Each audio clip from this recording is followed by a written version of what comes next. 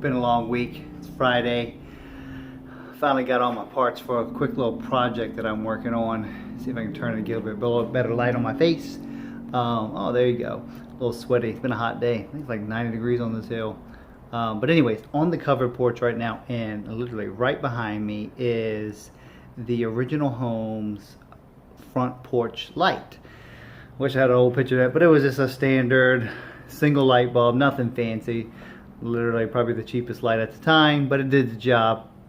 But I am going to convert it to an outlet so that I can use it for more things in the future. Let me show you what I'm talking about. Okay, so the goal, again, an older house, literally only 2-wire. But the goal today is to turn this from an original porch light to an outlet.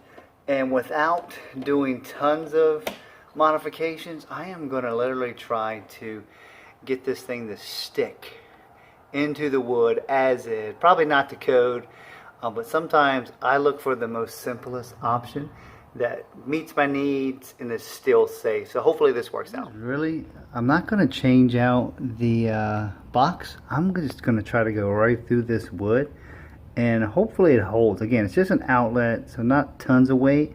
And I'm going to have a little shelf here, but I'll show you guys at the end.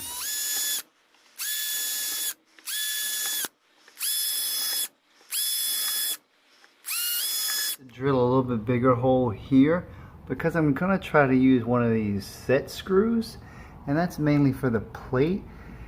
So my 8/32 screw, or 6, whatever it is, I think it's 832, number 832, should go into that hole, but I need something to bite into, so I bought this set screw, because typically the plate screws on the outlets do not come in wood. If they do, I just didn't find it, and I thought this would be an easier solution. So I'm going to make that hole a little bit bigger. And a 3/16 hole to get these set screws started.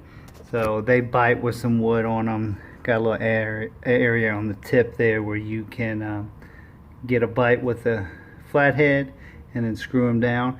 But it looks like it's going to go in well.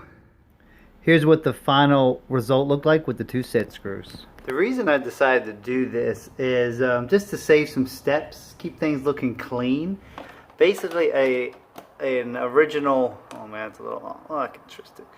The original plates, decorative plates over here, wall plates, would have still allow for a lot of this circle to be exposed. But I got a super beefy shelf. Let me show you guys here. That should cover everything and literally make this thing look totally custom and seamless, and not show any of the old fixture that was here at one point.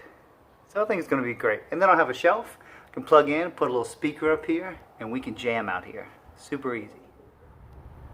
Okay, so it works out good. Just so you know, this thing has a super just gaudy big wire. So, and I'm gonna get a white little speaker, something similar to this, with a smaller wire, so it just stays plugged up. But looks good. Good location for sound. So simple project, color, but turned out pretty good as far as functionality goes. So again, simple solution. If you find yourself in a position like this where you don't want to do a lot of modifications, but you definitely want to have some functionality, again, keep things simple, multiply the value. With this rate of return, shoot, I think this thing costs $8. You know what I mean? A couple screws, $4. Maybe $15 all in, and I probably spent 15 minutes total getting it all together and putting it in. So definitely multiplied some value in this one.